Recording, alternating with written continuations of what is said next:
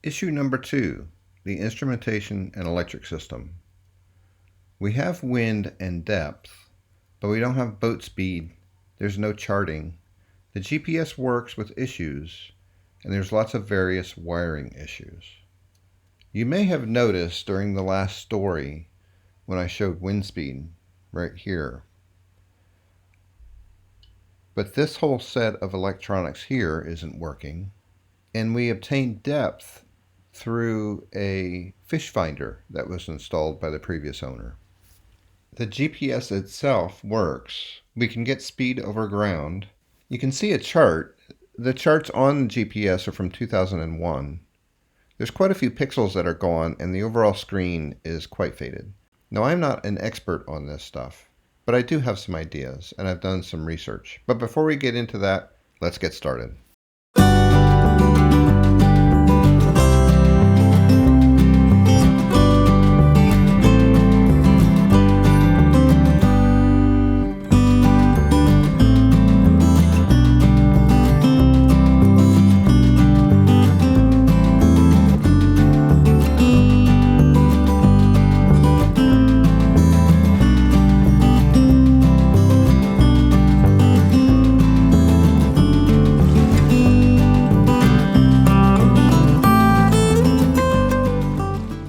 Boy, how things have changed over the last 10 years. Who remembers these? Notice there's no keyboard. There is a button that you can navigate from, and there's up and down arrows. And the procedure to enter a waypoint is as follows. Creating a waypoint with current coordinates. Press and hold the thumbstick to mark a waypoint at your current location. Select the location field. Use the on-screen arrows to scroll through and change the coordinates as desired. So you would have to scroll through each of these characters and update the coordinate. And you get these either by setting your current location, or if you had a map, you had to find on the map the GPS coordinate, then transcribe that all to the GPS. And that's for one waypoint. If you search for charting applications nowadays, there's quite a bit available, but you quickly get overwhelmed with the pricing on some of them. There's a wide range of prices that you can get to, and I'm sure they all have capabilities that are comparable and get very detailed. We are going the open source route, and we'll talk about more open source and what that means later on. But this is a free program downloaded from the internet. It has all of the charts from NOAA, and it's very easy to use. To draw a route, we were here, and you just draw your route where you want to go. Now I'm entering waypoints on where I want to sail. Once a route is completed, we can go look at the routes that we have stored. I can see all my GPS coordinates. This route can be sent to my phone, can be sent to my tablet, can have multiple things on the boat that has it in case you drop your phone or you ruin your tablet or get it wet. So there's quite a bit of backup. And all of this is free. So things have changed in the last 10 years. One thing that you can do is save your track. So this track is after we had done about 5 or 6 sails. And we slowly sailed out of the harbor. It was a light wind day. And we actually turned left here to the port. But there was so little wind and there was a little bit of tide against us that we were actually facing the wrong direction and going backwards.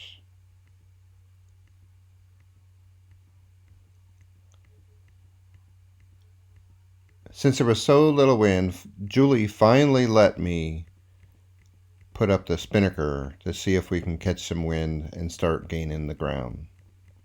And then this happened.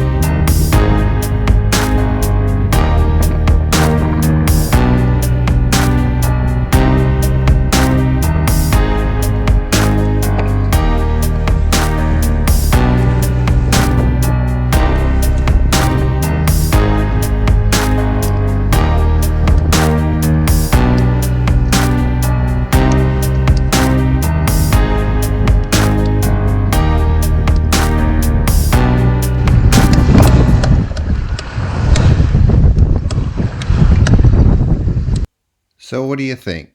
You think Finn's getting into this sailing thing?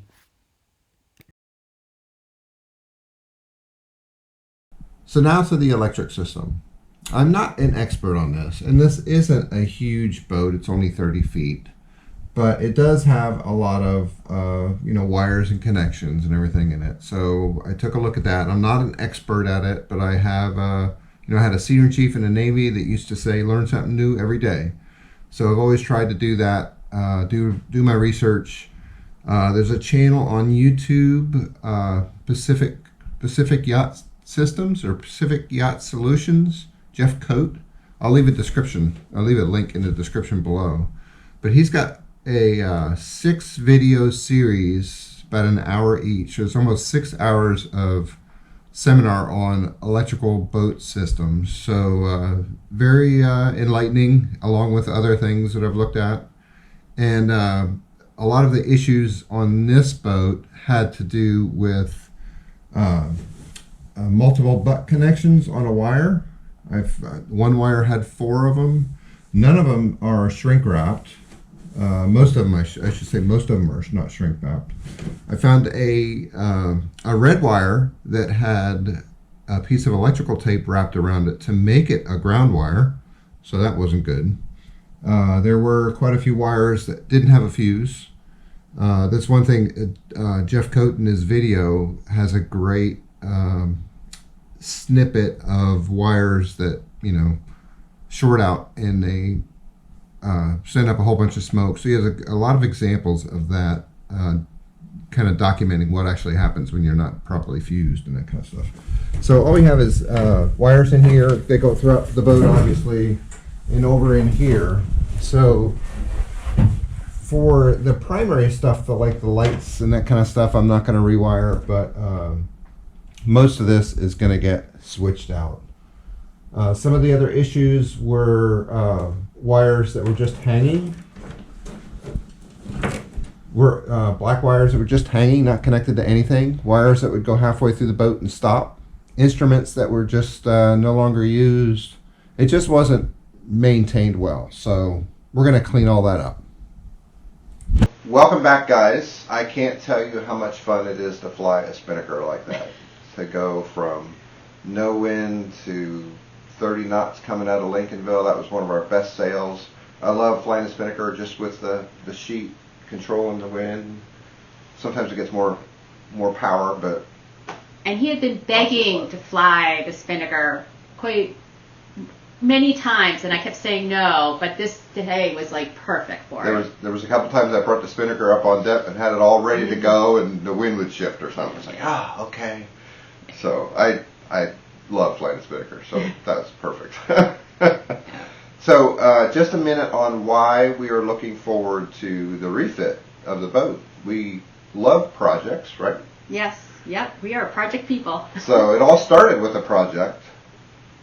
And so when, this is our second marriage, and when I owned this house for quite a few years, and the stairs to come up are very steep, and they were the original stairs, and the house is 100 years old, over 100 years old, and they needed to be redone. And so that was Russ's first project, and it was his test project before I would marry him. I didn't know that. yeah, he didn't know that, but it was his test project. And he passed it with flying colors, except that he was really messy. She was at work, I'm ripping apart the steps, and I get this phone call like every 10 minutes. Where are you at? What are you doing? What part are you in now? How did that come out? I was like, leave me alone. I'm fine. Just leave me alone. Because I had done all the work on the house myself before that. So this was like handing over the reins. And I was like, anyway, we love projects. When we moved up here, finally from Charleston, we ripped off the back addition and we doubled the size of the house through a contractor, obviously. But he took it to the drywall, and then we took it after that. So we redid the kitchen. I built the kitchen cabinets twice, but that's another story. Yeah, that's another story. Concrete countertops to outside, all of the different things we've done. And for Christmas one year, I made 26 bowls on the lathe. Dining room table. Made 3 dining room tables. Yeah. Julie's always got some sewing projects. She made bowls at one time. The masks this year, she made how many masks? Like 350. 350 masks. Yeah, and then like we redid the RV. I reupholstered and totally redid the RV. So there's always projects. Yeah. So. Yeah. And our neighbors and our friends know that if we don't have a project going, something is wrong. So obviously with a boat, there's always a project. So, and this one needs a lot of them, but we're looking forward to it. One of the things that we wanted to introduce in the videos is we wanted to introduce a new segment called What's Happening in the Workshop, which is project oriented. And the first one will be a tour of the workshop, because over the years I've been able to accumulate quite a few tools. Every project you require a new tool, that's my motto. Oh, and he's very good at that motto. And it all started way back when I was probably in high school watching Norm Abrams' New Yankee Workshop. Before we do what's happening in the workshop now with the shop tour, the next story is about the Maine Coast Heritage Trust. And it's just a series of islands and lands along the Maine coast. And that's where we'll sail to next, one of those places. And that's another story. So until then, see ya. See ya. So the house was made in 1911, and this is the old part of the house. But when we did the addition, this area, this old wall, which was just stacked rock, there was a hole in it, and I increased that size, and under the addition they made this 24 by 24 foot area that I can set up my workshop. So I'll give you a little tour. This area is still under development here. That's going to be a workbench. There's our heater. I've got a little electronic station with my Yingling sign proudly being displayed. Have a workbench along the side there, and I have parts for the boat accumulating. Sander there. Got a planer, a joiner, a drill press, router table. This is kind of like a workup table that I use. Just a sander, and then a chop saw, and then this bench is made so you can put long pieces all the way along the edge, just so you can work on, it's all the same size.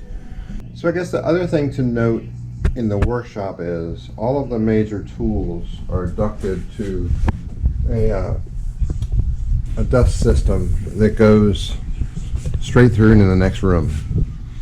So that's how I keep all the dust. You can kind of see the piping. That's how I keep all the dust at bay. There's still some dust that accumulates, and I have my face mask when I do some really dusty stuff. But it's as easy as open one of the gates and you flip the switch. So that helps. So this is a table of oak that I'm making for a friend of mine, and just doing it in little bits and pieces here and there when I have a little bit of time. This is the bottom. I've got to sand this, and then we'll flip it, sand it, and then I got to make the legs for it. A turning station here with some bowls that are in progress. Got some various wood stored for bowls. And then in the center we have the table saw, a bandsaw, and then the primary workbench. So let's go see what's happening out here. Out here next to the shed, this is where I get most of my wood. A couple years back, 3 years ago now I think, I made this sawmill when I was down in Pennsylvania, and we were taking care of Julie's dad and I needed something to do, so I always wanted one of these. I'll show you why I want one of these, just with the projects that I've done. And behind the house here is woods, along with some other people that I know. Trees just become available. So the neighbor had this tree taken down. This is a red oak. So last year I had cut this up and had to stop here because there was some metal in the tree. There's 2 pins there and big piece there, so I had to stop because I needed some more blades. So I'll finish that up. And one reason why when I say trees become available, I'll show you back here. The water company and land trust is all back here in the woods. And every single year a tree was kind of presented since we've moved back to Maine. So this tree here just fell in the last storm. And this is a cherry tree. So I'll get some nice wood out of that. This wood broke off here. So yeah, that's all cherry. Look at that. Really nice. There's an ash up there that I can get some wood out of that I haven't been able to get to. There was a birch over there that I got. But looking forward to cutting up that cherry. Behind the shed, here's some wood stacked and drying. This is all oak mostly. So we moved up here finally. We put this shed in. It's a 12 by 24 inch shed. And I love to do my brewing, that kind of stuff. It's a little bit of a mess, but I've got a workbench along the side here. I got my welding station. I got a stove that I use for powder coating. And then there's the rubble from the boat and a sandblaster cabinet.